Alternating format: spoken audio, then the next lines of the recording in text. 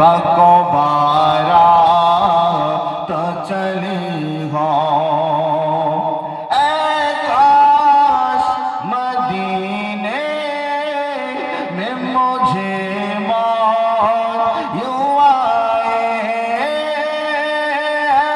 काश मदीने में मुझे मौत यूं आए कदमों में तेरे सर हो मेरी रूह हो चली हो